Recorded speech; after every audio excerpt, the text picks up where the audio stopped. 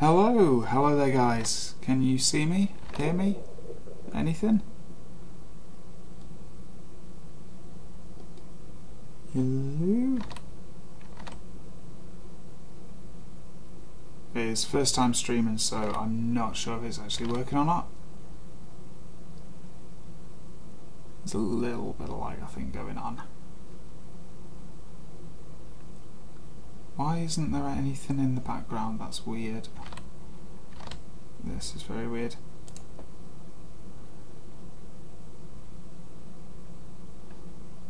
Ah, thank you, Buffbat.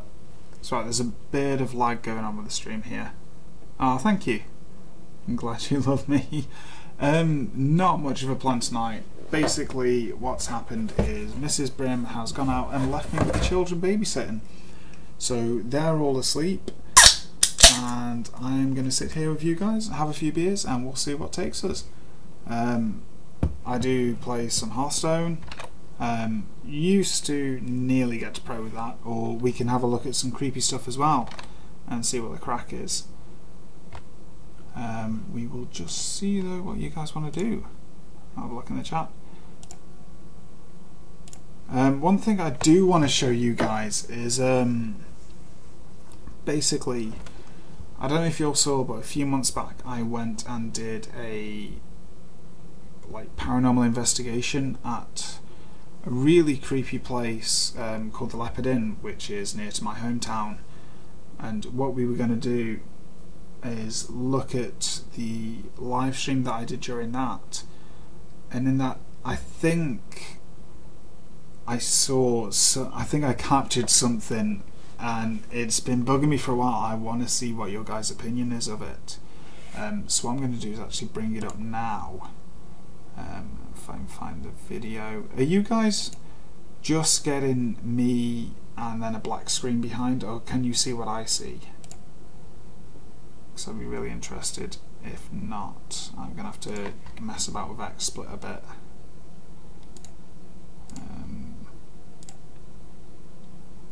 Because I don't know if that's working or not. What I'm going to do is just set it up with the web page. All three of the harmful foods I'm going to show you right now.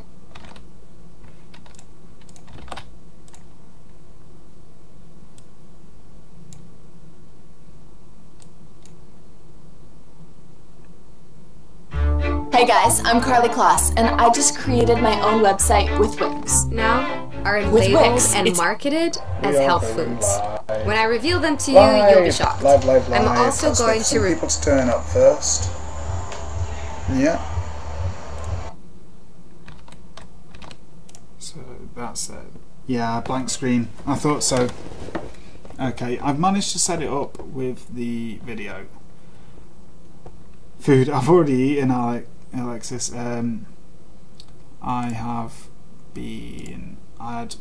had a dirty takeaway last night. I spent like 30 quid, and I had the spare stuff from it. Yeah, I think we can see the video now in the background. So what I'm going to do is just make my camera a little bit smaller. Oh god, I hate looking at myself on that. So let's make that smaller so we can actually see the video. Let's get rid of that bit. Can you guys see? Yeah, okay. So we'll just skip through the video a bit. Basically, this place that we went and looked at is a... just change that camera a bit. It's not liking me today. Basically, we went to the Leopard Inn, which is a pub that used to be a hotel in Stoke-on-Trent, where I live. It's been around for about 300 years or so. It's a very, very old building, and we had a paranormal investigation there. During my live stream, I did a walk through the building, which is quite fun. What we'll do, we'll go through it if you want, because there was a few things that happened, and especially one of them, it was very, very weird. There was one room that I would not go in. It creeped the hell out of me. what people would call clairsentient. I can feel things a lot easier than other people, especially paranormal things like spirits. So there was one room that I would not enter, and then before I went into that room, something very, very strange happened. So if you like, we'll go and have a look at that and see what's happening. So I'm just going to start the video up now. Here we go. Hello, Clever. And I'll pick up changes in static within the air. It was made by my friend Alan, who is... This is just me explaining what all the equipment is so that we've got. We have like static meters, got some dowsing rods, SL IV temperature gauge, lots of batteries. In fact, earlier today I was calibrating my own spirit box on my phone. Some words started coming through, and then sorry. Oh yeah, other drinks, lots of drinks. Let's get it back on my face again if we can. Where's my face? There we go. Hello. Yeah, I was calibrating on my phone, then all of a sudden it started saying something and cut straight out. My phone just died completely. It was on like 60% battery. We'll just skip through this bit because I'm just chatting away. We'll actually get to the building. Now, this is an incredibly dusty building, so you'll see loads of things coming through. The place is completely abandoned. There's a couple of magicians that do like. And here, I'm coughing away here. You can't see, but as you can see, tours, where it's like magicians' tricks and stuff. Like, this is an old hotel. It's completely abandoned. There's just crap in all the rooms. It's a ridiculous place. It's really, really weird, and it's so atmospheric. It's insane. Very, very long, this place dark is. hallways. It's completely abandoned. There is like, apart from that little bit of light down there, there's no power up here. None at all. It's just kind of. There we go. It's a bit of a mannequin there. I think we ended up naming all the mannequins because they were just hidden everywhere. In this place they had two magicians, like I just said, that did ghost tours, but they did kind of tricks on people, like they used Pepper's ghost illusions, just to make sure that somebody saw something. Which, it's fair enough, people go there, they get frightened, but it's not a proper paranormal experience, and it, in my opinion, it degrades this building, which is fantastic, and from what I felt, it was extremely active. Several spirits in there. It's a really creepy place, to be honest. There's a green thing in the corner. It was the first time that I took the wife on a ghost hunt, and she absolutely loved it. It was fantastic for her. They did a bit of a dowsing session in here earlier, and with Mrs. Brim, and the sorry, it's very dusty in here. Very dusty, and I have just been getting over a fever the past few days. Yeah, that's the bit I want to show you guys. Let's go forward a bit more. This is still the first floor. The action really heats up on the second floor. Any names? Okay, that's a. Ooh. No. And this is like the front section of the building on the second floor where they had a lot of Halloween equipment. As you can see, there's just stuff hanging everywhere. Just having a read. I do actually get a fright in a minute, which is just really funny. I felt really, really stupid when it happened, but I just had to laugh because it scared the shit out of me. I'm usually on a paranormal investigation. I'm pretty sober and like. That's crisp. I mean, you'll see Buff Bat. You'll see what I see. It's really weird. We'll go over it a couple of times, and I've shown this to a couple of people I know who are kind of more into this than me, and they don't know what it is. So you can see when I'm walking around, there's like no lens flare going on or anything. That's it. I walk into the room and nobody else can see it, but I can see this face in the corner. You'll see it in a second. Did you go see that? That's fucking horrible. That's so freaky. Oh, it's warm in this room, I was saying. And then we went over here, and then look at that looker in the corner. What the hell is that? That's really nasty. That is awful. That's just asking for somebody to have the shit scared out of them. I don't think you guys saw it because of how dark it was, but I just saw the red eyes glowing, and then I saw the face, and it scared the shit out of me. Oh. See, that's why. Hey there, Judas. How you doing? Yeah. Right. Okay. Okay, so this is the bit now. We're actually going up to the second floor, which is meant to be the most active part of the building. It's this in the basement. Unfortunately, the pub was still open at this point, so we couldn't go into the basement. Yeah, there's just random foot on the floor, as you do. You have it there. This floor is the most active. Several spirits. As you can see, I want you to make a note. As you look at these doors, there is no lens flare going on. You can see the flash from the light from the camera and from my torch, but there's no lens flare or anything like that. You can see the light there, but that's it. Supposedly somebody made a deal with the devil. Nice, Judas, as you do. At the minute, I'm on the beers, so it's all good. Now these ghost children, they run around.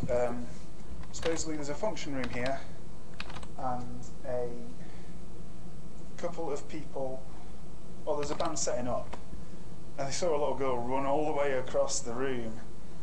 Yeah, it's very dusty, very abandoned. I love that story. They saw a little girl running all the way. The landlady told me this one. The room and into the wall, and they packed the stuff. Cheers, Zippy. I hope you've got one too, mate. Not playing here. Oh, this is the water tank room. They got nice. It's coming up in a minute. I really want to see what you guys feel about this. Yeah, they didn't get paid though. That's the thing. They didn't get paid for this. It's just as I'm talking about the prostitute that got murdered here. There's supposedly a prostitute that has been murdered that wanders around the building, and also there, her murderer. Right there. So that's. I don't know if you spotted it. Water tank there. I'll do it again, and I'll try and pause it on it. They didn't get There's paid, a mist though, that's the thing. that comes in front of the camera. There's supposedly a prostitute that has been murdered. So it's hit 17 odd. And also there. Her murder.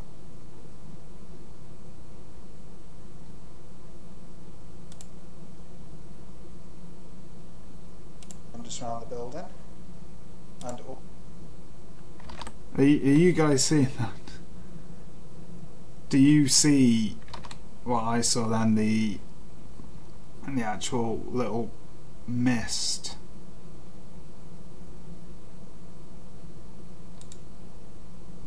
Just around the building. You can see it just coming onto the camera there. I didn't see anything when I was walking around. It wasn't until a couple of weeks ago that I actually spotted that. And you know what I mean, guys? There was nothing beforehand. It's really, really odd. And personally, I think I've caught something there.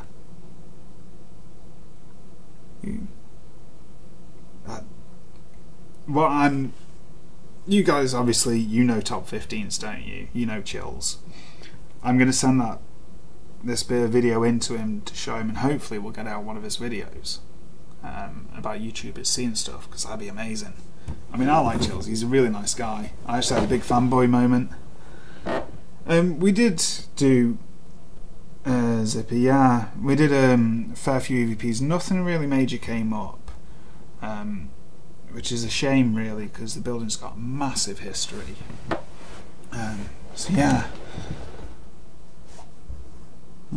What are you going to Mexico for? Buff? What are you going there for? You on holiday? On holiday on a bus? That's okay. Let's just carry on with this a minute. Also her murderer. So that's cool. Hopefully we don't. Yeah, I'm not clairvoyant, I'll say. I sense things more. Oh. Yeah, exactly, missed. And I did mention earlier in the video that I'll stop it before we get to this bit because this is really interesting, this room.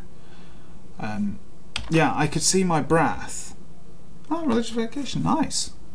Nice. What I could see my breath because it was very cold. This was like during March that this happened, and you can't see any mist or my breath anywhere else during the film. It's really, really odd. It's just that one split second, it's like I turn and it moves across the camera, which is really weird, and I think it's fantastic.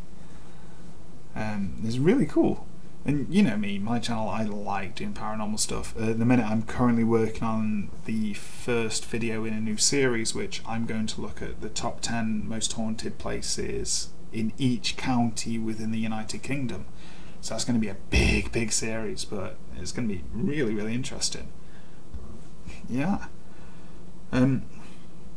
This next room that we're about to go in, actually, I wouldn't enter it properly throughout the entire night. As soon as I walked into it, I got the worst feeling ever. And yeah. Oh no, I didn't find any dolls. No, dolls can go in hell. I hate dolls. Dolls are horrible things. The only doll I don't actually like is the new Annabelle doll from the films, because that's not Annabelle. Annabelle is a Raggedy Ann doll. She's not some weird ass creepy porcelain thing. She's an actual raggy doll, which makes it even more terrifying to me. Yeah, sidetracking. This room I would not enter. Later on in the night, after I'd switched the video off, my wife and a couple of the other people that were there investigating with us, they went in, and basically I wouldn't enter the room. The way I felt it, there was a woman in there that had died and she couldn't get out. I felt sadness. I actually, it's the first time it's ever happened. I've felt angry spirits before and they're horrible. I felt nice spirits before and they feel great.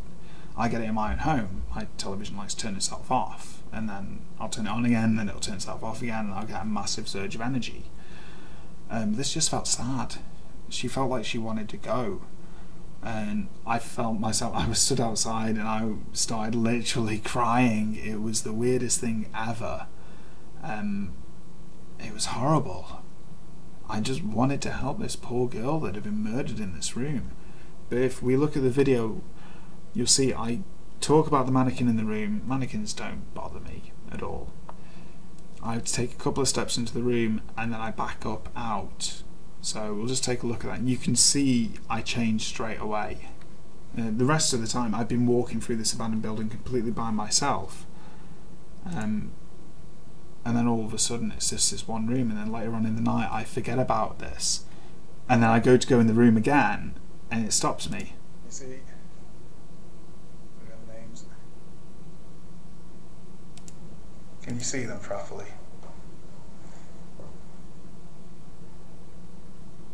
Ugh. No, that room's not nice. Yeah, straight away. This floor. It's just like a surge of energy. It's so weird. You know, I said it's like the most active. It feels it. It really does. Mm. But yeah, It was also, active. To be honest, it smells musty. It smells old and deserted. Bear in mind, these rooms haven't been used in over 60 years. These rooms were closed down in this hotel portion of... So we'll stop the video there because we don't need that anymore. Yeah, what do you guys think of that? Nothing I've had before has been anything like that. Like when I used to work at Alton Towers and the Hex Ride, which I did a video about back when, oh god, years ago, when I had like 1,000 subscribers. I did it as a special video. Yeah, I'd say it was bad. I'd say it was. Probably everybody else walked into the room and they were fine. They had no problems with it, yet I was the only one who was affected and would never go in. It was so odd. Yeah.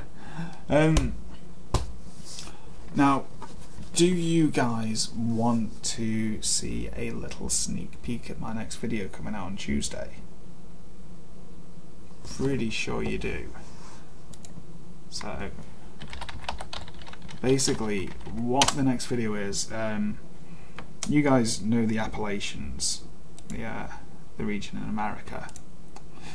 Now that place is pretty creepy, and it's got a lot of history behind it. So what I'm doing is 5 creepy encounters that people have had within the Appalachians. Now thankfully, I recorded one of the stories that I'm using for a video that I did with Mr. Insomniac. So what I would like to do for you guys is show you that video. Well, show you that story rather. It's pretty good.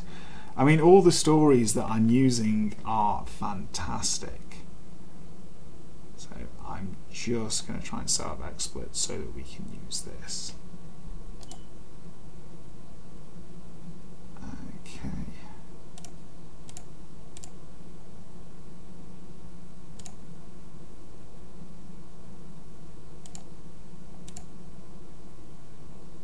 Let's just pull that up so you guys... Oh, that's a lot.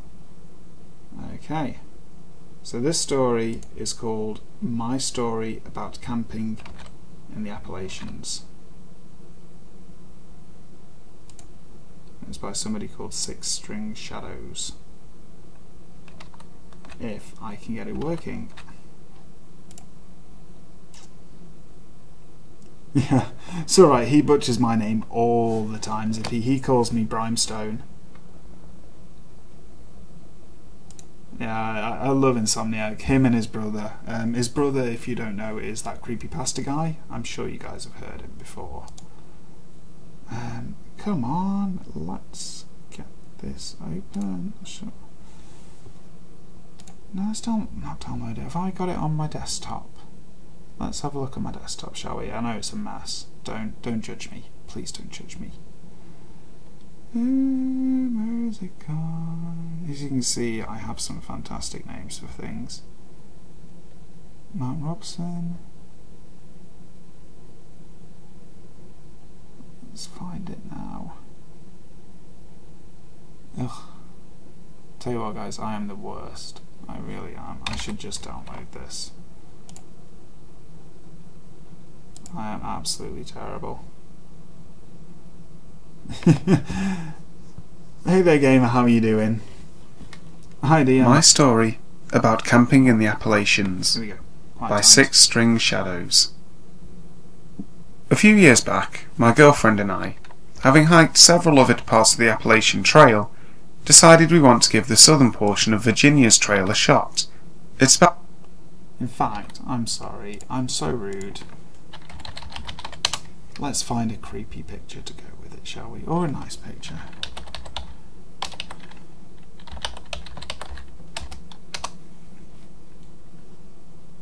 I can't even spell Appalachian. This is a poor start, guys.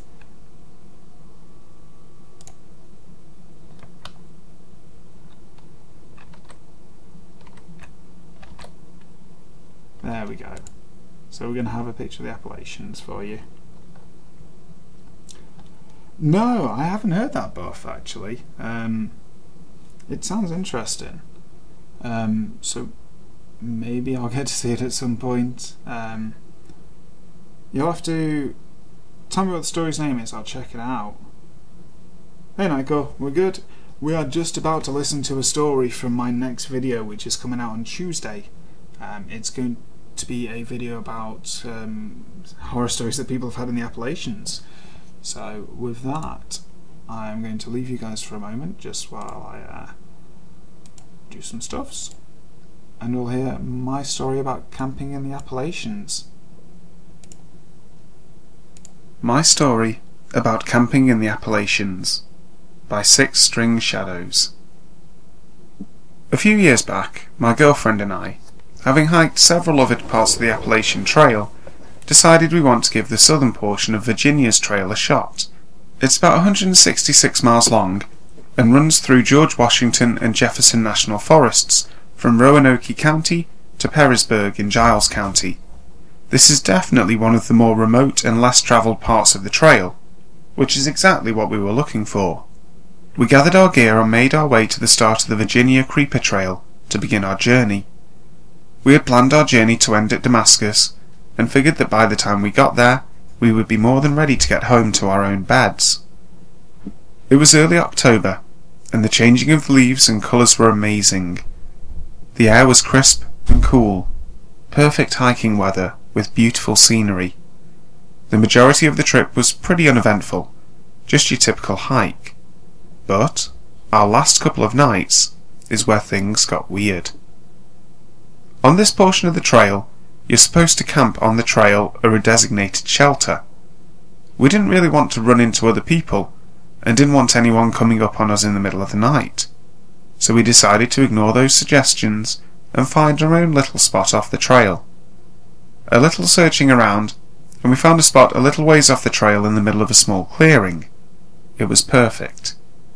We set up camp, cooked some food, talked for a while, then snuggled up and went to sleep for the night. Somewhere around 2 a.m, I was woken by my girlfriend shaking me awake, telling me, "Get your gun. Someone's outside walking round our tent."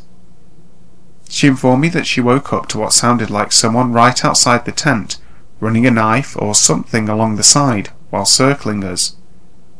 When hiking, I carry a 1911 and a judge with me. You never know exactly who or what you might run into when on such a long hike in a remote location. I got the judge out of my pack, and then we sat silently, listening for any sounds. A few minutes of nothing but the breeze blowing through the trees, and then I heard it. Snap, crunch, snap. Someone, or something, walking in the woods behind our tent. I got the flashlight and silently made my way out of the tent. Our fire had went out, so it was nearly pitch black. Illuminated by only the dim glow of the October moon, I told my girlfriend to stay put while I checked it out. I didn't flick the flashlight on right away, so as not to give away that I was out of the tent, and have it become a shining beacon of my location. Instead, I waited to hear more noises. After a few minutes, snap, crunch, crack. It sounded like it was bipedal, based on the way the steps were paced. I turned on the flashlight and flooded the area with light. I thought I saw someone move behind a tree. I yelled out and told them to go away and that I was armed. I kept the light on the area with my gun drawn and slowly approached the area where I thought I saw the figure. Then, from my right, I hear what sounds like someone running away through the woods.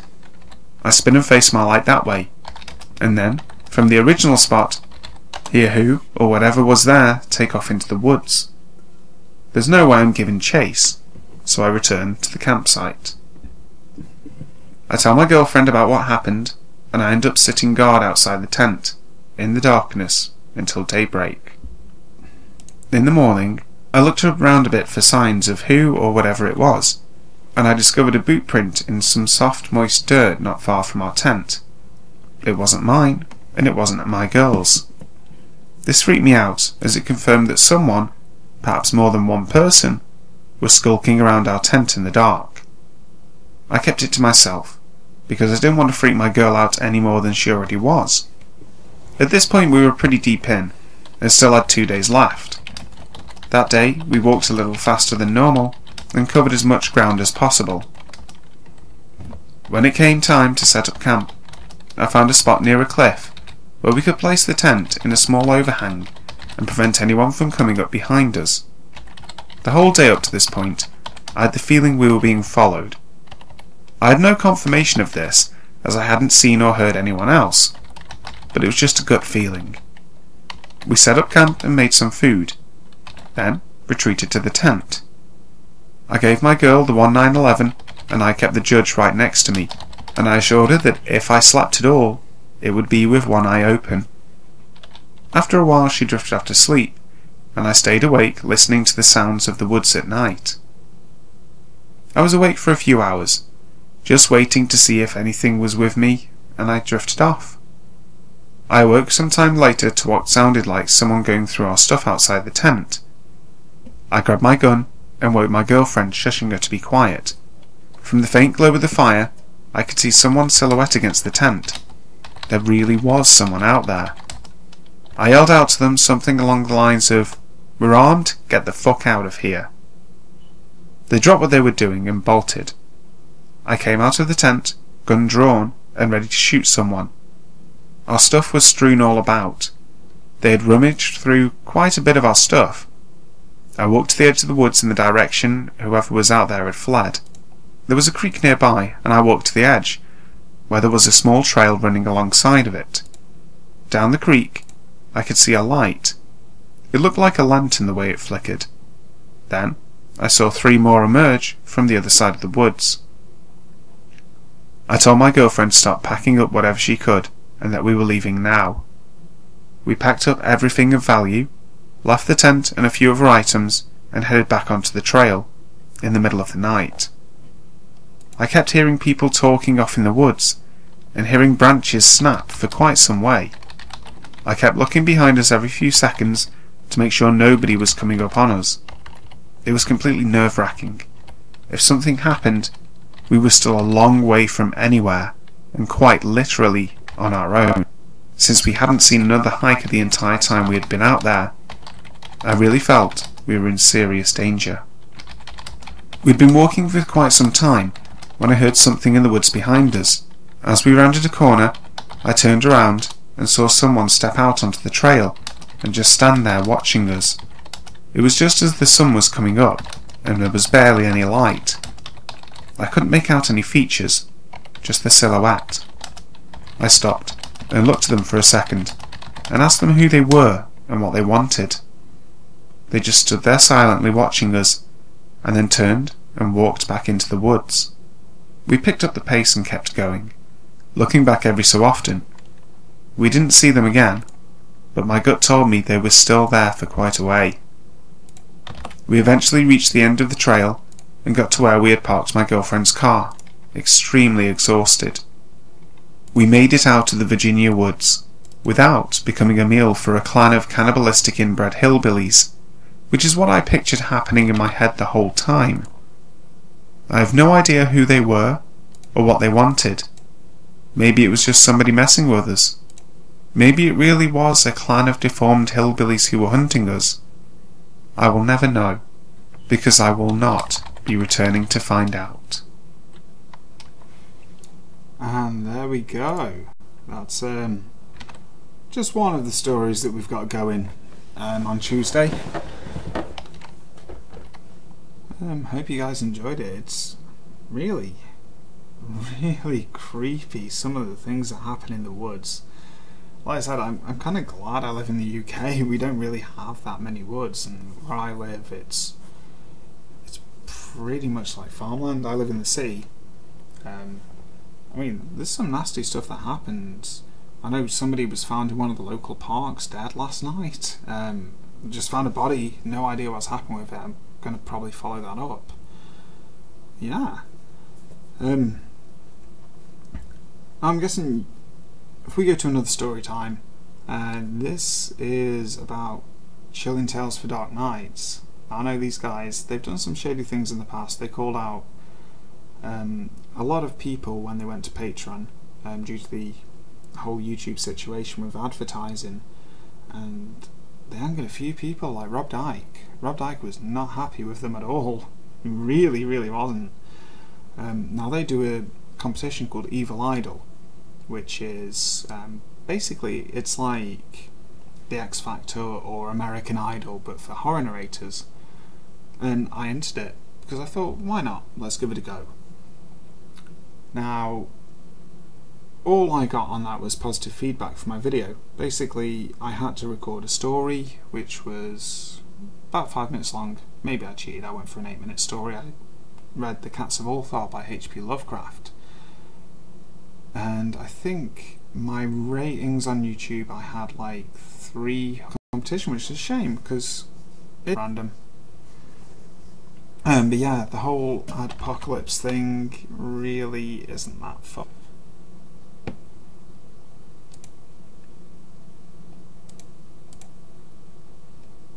think in the last 28 days, I'll be honest with you guys, I've earned about $12. That's it. 28 days, like 3 videos, or things like mine, it's like $3.99 a month, and you can suggest themes, and if you contact me I'll always respond to you, that kind of thing. You can also tip people. It's pretty cool. I quite like it. It's good.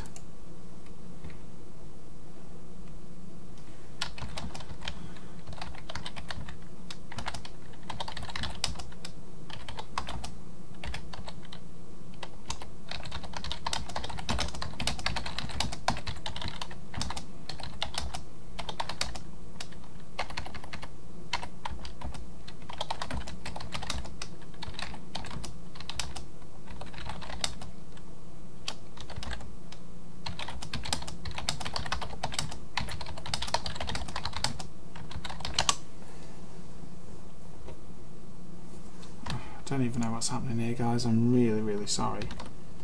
I just said in chat I may have to try and switch over to OBS and get that working, but it was being a bit of a bitch for me, to be honest. No, this is like my first ever proper stream, and it really sucks. I will do, Alex. Let's just check to make sure the stream's stable. So, basically, Chilling Tales for Dark Nights, they run a competition every year. This is the second year of it, called Evil Idol. Now on that, the first round, basically I had to pay them $3, and they would enter me into this competition. I had to read a story from the public domain that was 5 minutes long. So I cheated a little bit. I went for a 8-minute story, which was The Cats of Ulthar by H.P. Lovecraft. Fantastic story, favourite author. So it's a first-person narrative, so I read it as I would a first-person narrative, in my usual style. So it came about, my video came up, and what happens is you get a week to vote through viewers, which is either upvotes or downvotes. They take the percentage of upvotes versus downvotes, and they turn that into 30% of your score.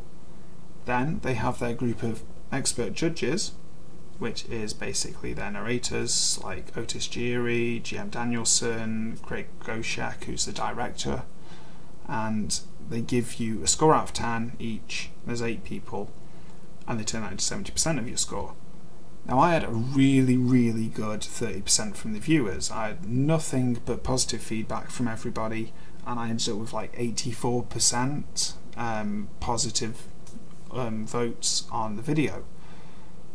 Yet the actual judges didn't seem to like me for some reason. I got like 3s and 4s and a couple of 8s off people. So I ended up out of the competition because only the top 30 went through. Now it's weird, you'd think they'd take into account the actual style of the story, which, if we go by the style of the story, then I did it correctly. Because I did it as if I was telling it to somebody. I did it as if I was talking to my kids. I was telling them how in Ulthar it's illegal for you to kill a cat. It may be easier to show you guys the story actually in a minute, but it was very hard. I don't know why it happened, but it did, unfortunately. But like I said, I'm going to have more time to focus on the channel and get some really cool videos out to you guys. Hopefully work on my production values a bit more. I know they're a little bit shitty, but I work full time, so I don't really have that much time to do stuff in the day, which is a shame really, because I'd love to do this full time, but at the minute it's just not feasible. Which, I don't know. It's all good, guys. It's all good. Oh, thank you, Patricia. That's really nice. Yeah, I kind of send my daughters off to sleep with my voice. One of my kids, it's her birthday tomorrow actually, she's going to be 5. She always, before we go to bed, I have to sing Rockabye Baby to her. It's really weird, but she's very princessy. My eldest, my stepdaughter, she's 11, she's a massive horror nut, so she loves checking everything out that I do, and she sits behind me on Mrs. Brim's chair, which is right here, and she listens to me recording. It's great. It's absolutely lovely. What would you guys like to see next? I'm not quite sure what we can do. I'm just going to sit here and play me ball for a bit. We can... I mean, have you guys got any questions for me that you'd like me to answer? We'll do impromptu Q&A if you like. To be honest, I've had a few drinks, so we'll do whatever you guys want. Yeah, I think you're right there, Alexis. It is favouritism. There is going to be favouritism in this. They're going into the competition with a very particular voice and a very particular style that they want. They're not necessarily going to look at who's got what, who's done what on YouTube or anything like that in narration, what kind of experience people have, which is a shame, but at the end of the day, like I said, Chilling Tales has done some shady stuff in the past. When I put it out there that I was going to do it, a narrator called Sir Aim, I don't know if you guys have heard of him, he's a fantastic guy, he used to narrate a little bit for Top 15s, he warned me against it. And also Man Lysit, who's a fantastic author of creepypastas, he also warned me to make sure if I did get far with them, then to make sure I had a written contract, because they have known to be a bit bad. So yeah, there's that. Oh, Patricia, yeah, I've got 3 daughters. I have my 11-year-old stepdaughter, 5-year-old tomorrow, and I've got a 15-month-old baby as well. So I'm very outnumbered in my house, let's just say. Yeah, I saw that, Zippy. I saw that the other day. Some big channels, I'm not sure of the actual names, but there are some people that sue on YouTube because basically they let people like Johnson & Johnson walk all over them, which is ridiculous. I mean, they're meant to... If there wasn't creators for YouTube, there'd be no YouTube, basically. It'd be a music channel. It'd be music and... basically PewDiePie, and that's about it. Maybe like people like Jacksepticeye and stuff like that, but there wouldn't be nearly as many people as there should be. It's weird. I mean, I'm not going to get in on that with the suing and the owed money because I haven't done anything in the past 4 months really after these last 3 weeks, so I'm not entitled to anything. I know that. At the end of the day, this is a hobby for me. I know I can read things well, and I do it. It always amazes me that you guys enjoy listening to my voice. It's so weird. It's really, really odd. I don't know why you do it, but I'm thankful that you do. It's great. I mean,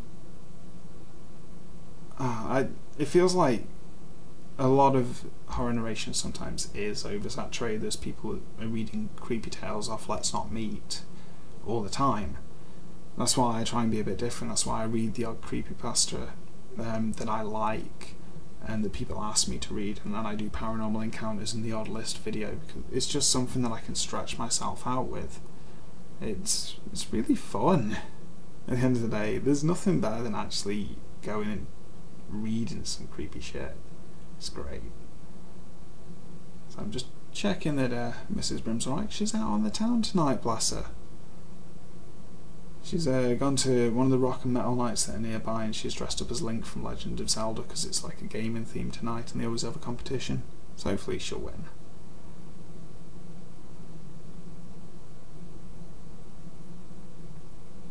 Ah, dear me. So, do you guys have any questions for me? I will answer nearly everything.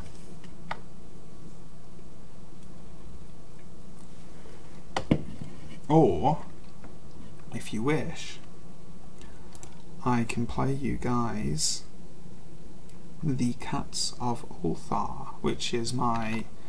This was my... it's my first round entry into the Chilling Tales competition. Very good classic story, really, really nice. It just shows how good H.P. Lovecraft is.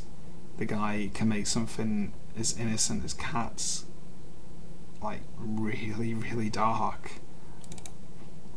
Let's get it loaded up ready for you. The Cats of Ulthar by H.P. Lovecraft. Ooh, I didn't want that to start. Yeah, bloody autoplay does my head in.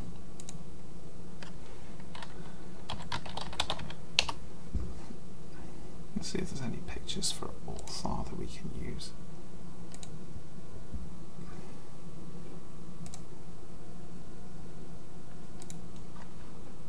We'll use the standard creepypasta wiki picture, because it's a nice picture. This is the picture they use for my thumbnail, actually.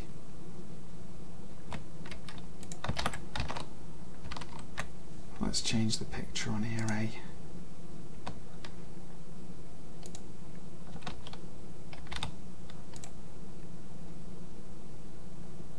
So let's do that.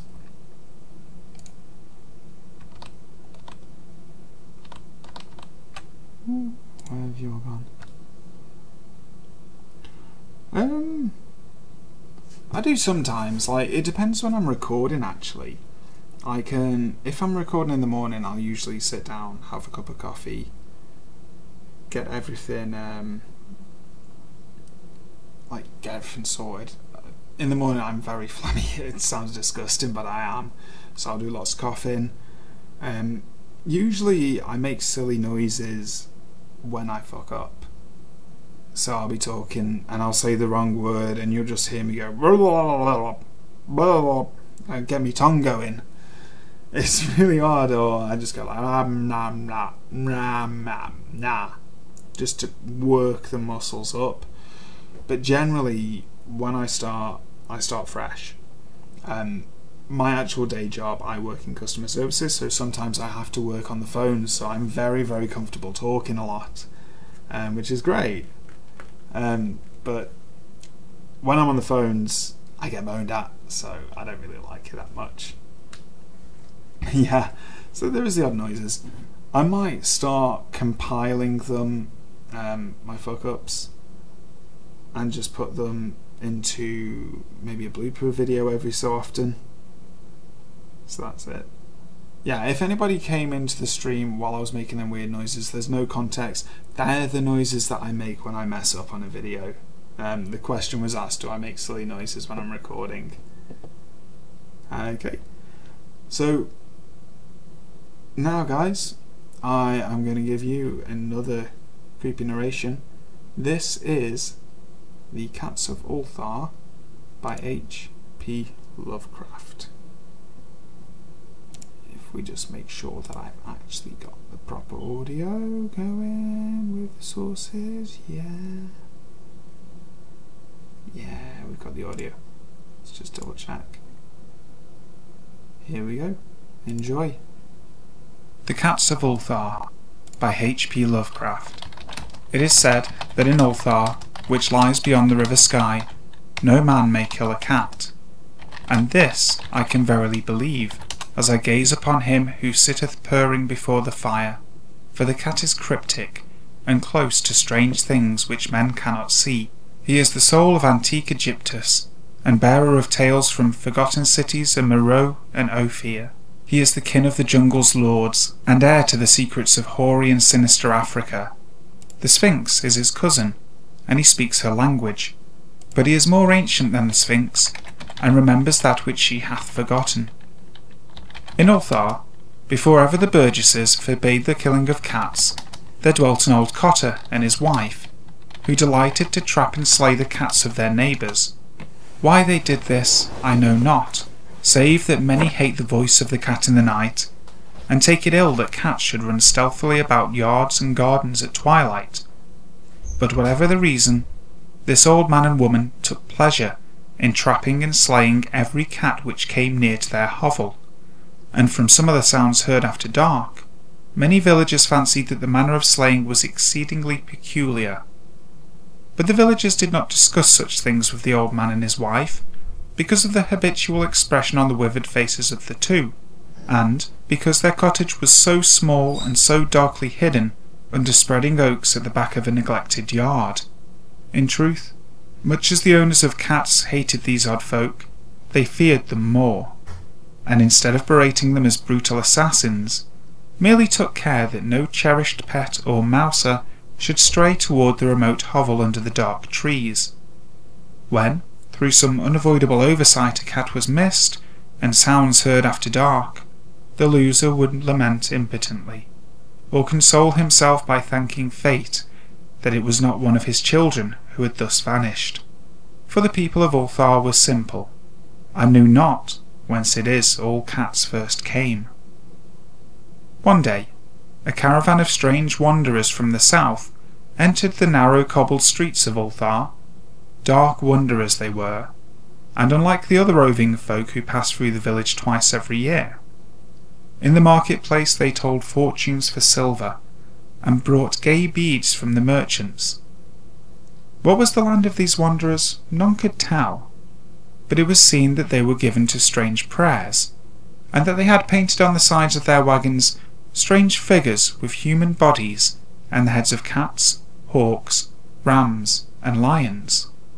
And the leader of the caravan wore a headdress with 2 horns and a curious disc betwixt the horns.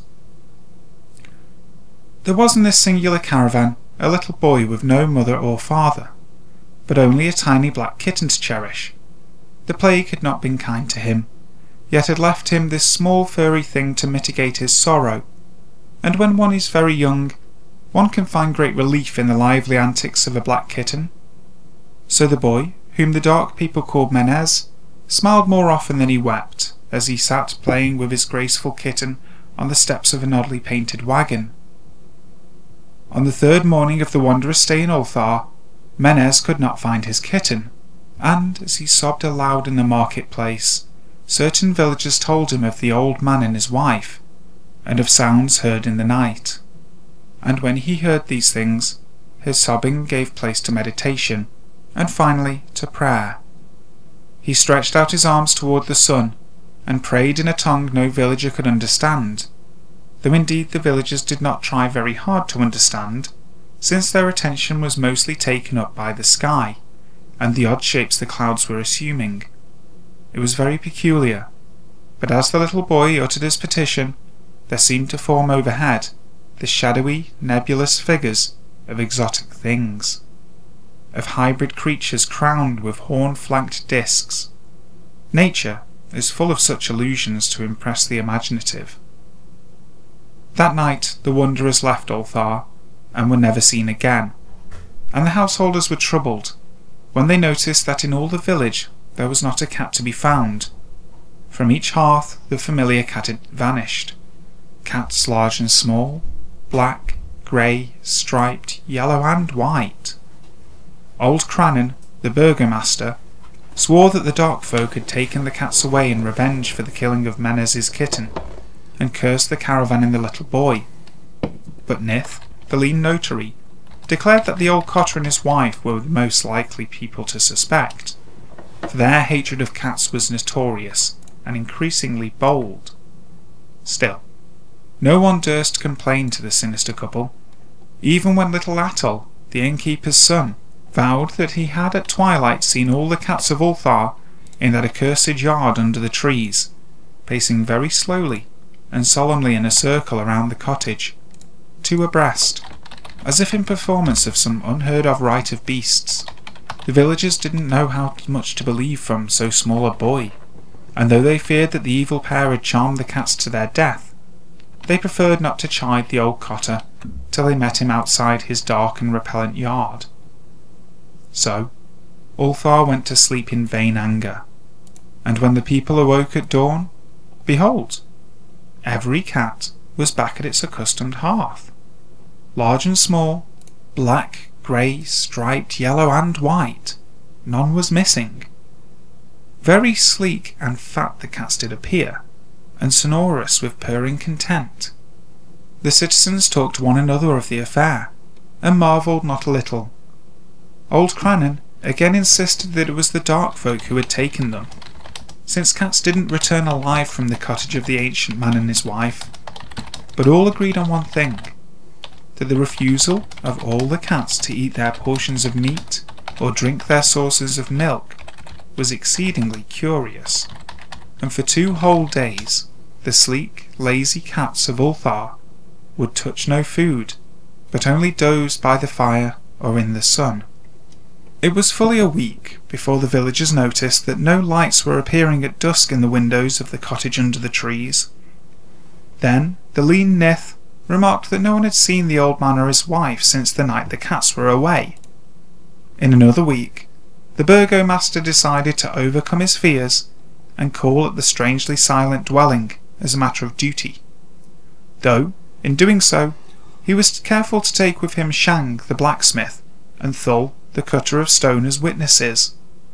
And when they had broken down the frail door, they found only this: 2 cleanly picked human skeletons on the earthen floor, and a number of singular beetles crawling in the shadowy corners. There was subsequently much talk among the burgesses of Ulthar. Zath, the coroner, disputed at length with Nith, the lean notary, and Crannan and Shang and Thul were overwhelmed with questions. Even little Atul, the innkeeper's son, was closely questioned and given a sweetmeater's reward. They talked of the old cotter and his wife, of the caravan of dark wanderers, of small Menez and his black kitten, of the prayer of Menez and of the sky during that prayer, of the doings of cats on the night the caravan left, and of what was later found in the cottage under the dark trees in the repellent yard. And in the end, the burgesses passed that remarkable law which is told of by traders in Hatheg and discussed by travellers in Nir, namely, that in Ulthar no man may kill a cat. And that's that. And that is why nobody can kill a cat in Ulthar, because they will just eat you. Which, that's pretty dark. But apparently that's only worth a 6.4 score. Yeah, so B. Buster, one of the oldest narrators. I mean, this genre really started 2 years ago. Started off with Top 15s who started doing the creepy Let's Not Meet stories. Then we had people like Lazy Masquerade, Mr. Nightmare, and B. Buster showed up. B. Buster actually inspired me to start my own channel. I remember very, very long ago I followed him on Twitter, and let's find the message.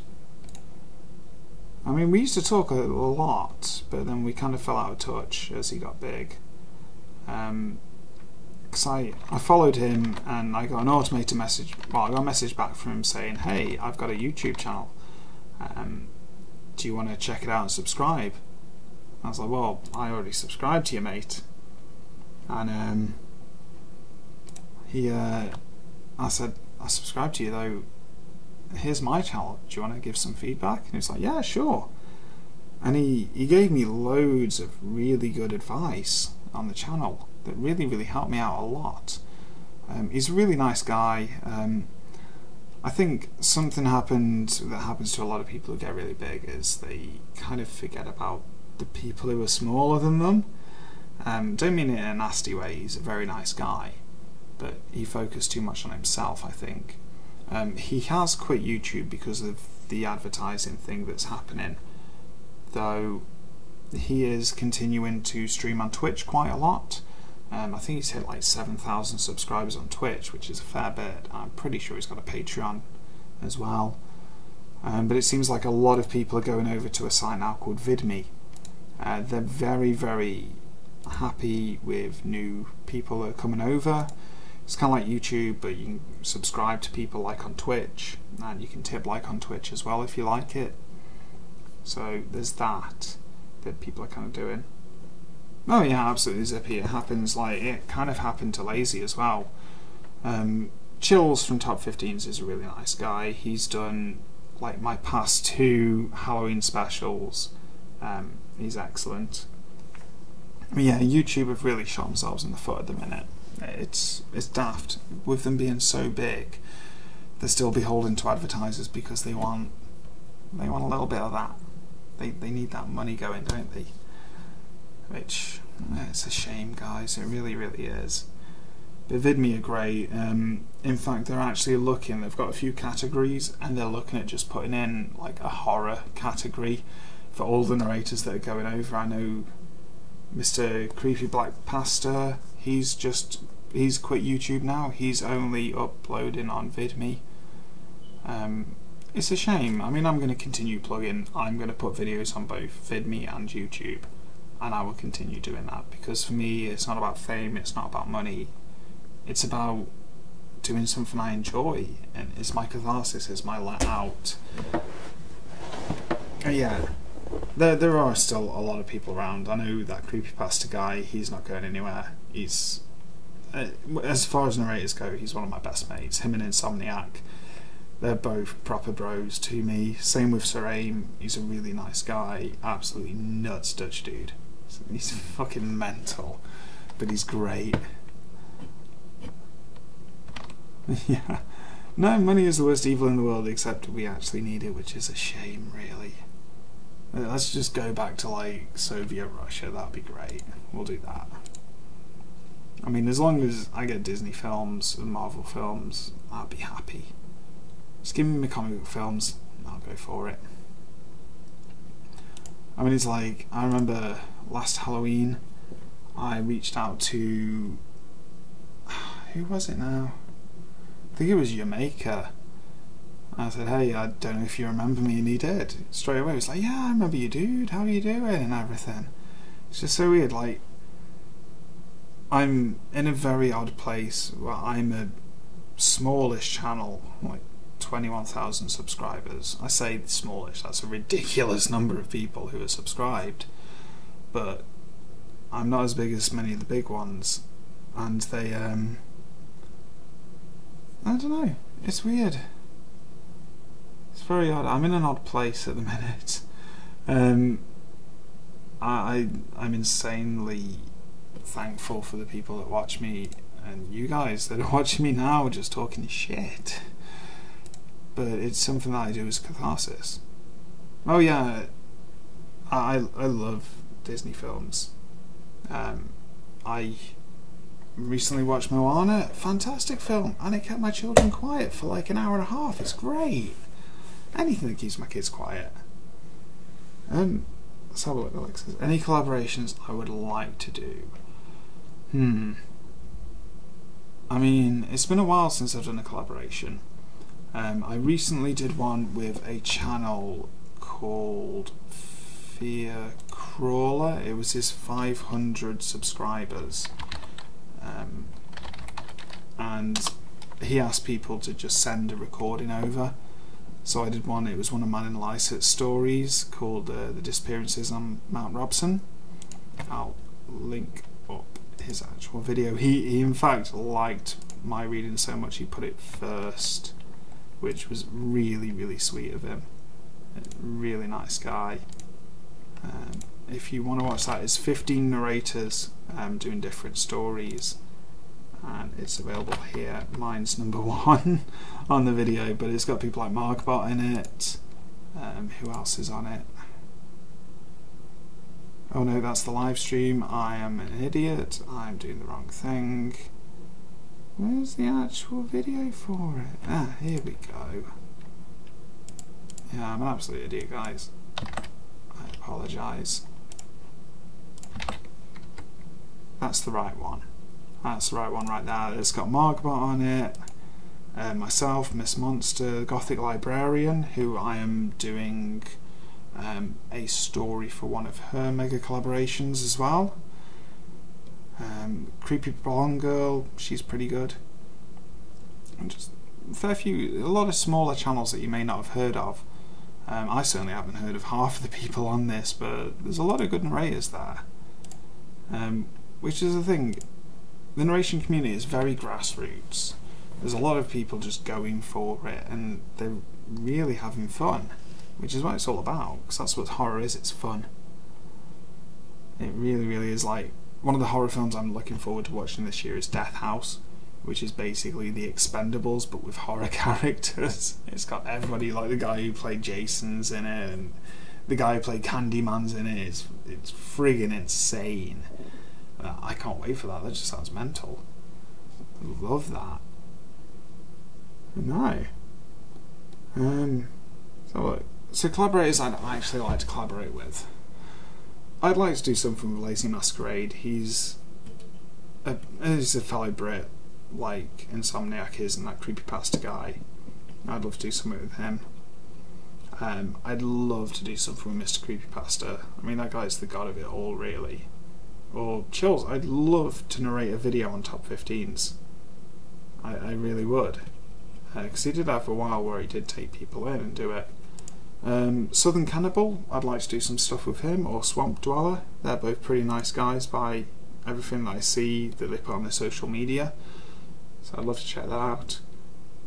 Although soon my Sunday night's going to be taken up because the NFL's nearly back. And I love me some Hand Egg. Yeah, Corpse Husbands, I'd like to do something with them.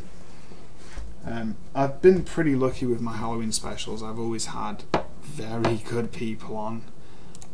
Like, for example, if we look at what I did for Halloween last year, I had 25 stories with 25 different narrators. Well, not 25, I did a fair few of them myself. But if we just go back, we'll see who we had. So we had that Creepypasta guy, Nightmarish Tales, Sir Aim, Rainbot, Unit 522. I've collaborated with Goodnight Goosebumps, DeBurk, Belladonna Black, Creepy Mrs. Pasta, who... Creepy Mrs. Pasta's awesome. She's a really, really nice woman. She's actually Vincent Vina Carver's editor, and she's good friends with Mr. Creepypasta as well. That's how I managed to get a Vincent Vina Carver story, because she showed him my channel and said, look, this guy would like to narrate one of your stories, and he said, yeah, of course, go for it. I'd love to hear him narrate it, which, to me, any narrator that any author really, sorry, that wants to hear me read their story, that's a blessing to me. I think that's fantastic. For somebody to write something and go, yeah, him, let him read my stuff. That's insane. Who the hell wants me to read their stuff? I mean, Darren Silver's the guy who wrote Funland. He really didn't know whether or not to do the third story for Funland, which he's working on now, until I spoke to him and said, yeah, I'm going to read your second story, mate, which was my last video.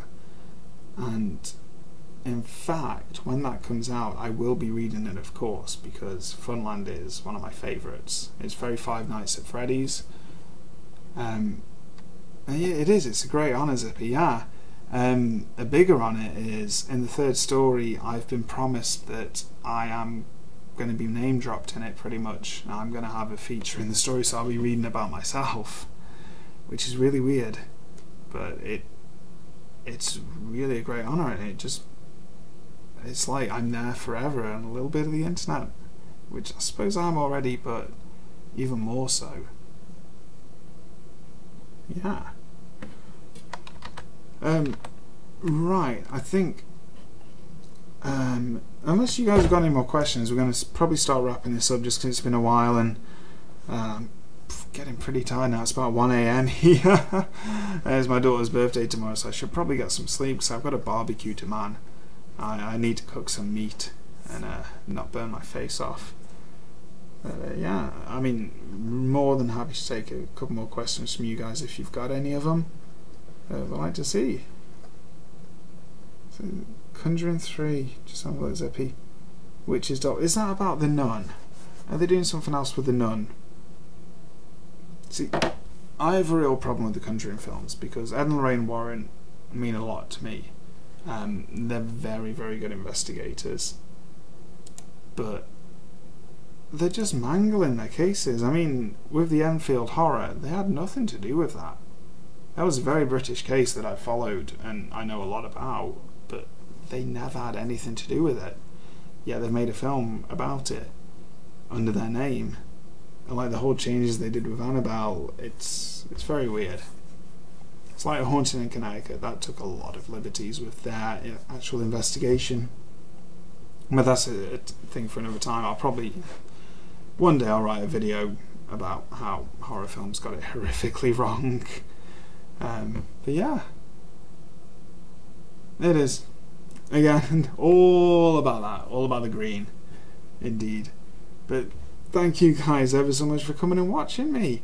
I may do a stream again sometime in the future. Well, I say may, I probably definitely will. I'll be a little bit more structured next time though, but I like just ad-libbing and riffing really. Thank you ever so much guys for stopping by. Remember, next video is on Tuesday and it will be my Appalachian horrors. So, until next time, sleep tight.